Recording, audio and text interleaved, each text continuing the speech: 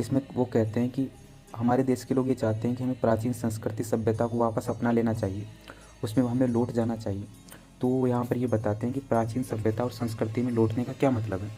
वो लिखते हैं, वर्तमान की समस्याओं के मद्देनज़र भारत के अतीत के अध्ययन का महत्व और बढ़ जाता है। कुछ लोग प्राचीन संस्कृति और सभ्यता को वापस स्थापित करना चाहते हैं और कुछ लोग भारत के गौरवशाली अतीत से भावनात्मक रूप से प्रभावित हैं। इसके लिए अतीत की साफ और स्पष्ट समझदारी की अपेक्षा है।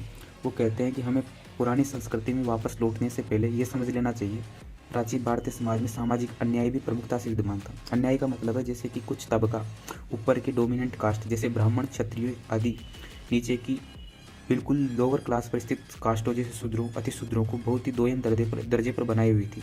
इसलिए वो लिख रहे हैं कि निचले तबके के लोगों को, विशेषकर शूद्रों, अति शूद्रों को जिस तरह अक्षम बना दिया गया था, वह आधुनिक मस्तिष्क के लिए ऐसा ही था। इसी तरह न्याय व्यवस्था और महिलाओं के साथ भेदभाव की प्रथा पुरुषों के पक्ष में काम करती थी। जीवन के पुराने तौर तरीके स्वाभाविक रूप से इन सभी असमानता को पुनर्जीवित और मजबूत करेंगे। वो लिख रहे हैं कि अगर हम पुरानी संस्कृति में लौटते हैं तो हमें वो सब चीज़ें अपनानी पड़ेंगी जो पहले थी, जैसे शूद्रों के साथ व्यवहार, उनको बहुत ही दोयम दर्जे का मानना, महिलाओं के साथ बहुत ही नकारात्मक भेदभाव जो किए जाते थे जैसे कि सती प्रथा आदि को भी हमें अपनाना पड़ेगा। इसलिए हमें भारतीय संस्कृति, प्राचीन संस्कृति का एक पुनर्जोर अध्ययन करना चाहिए।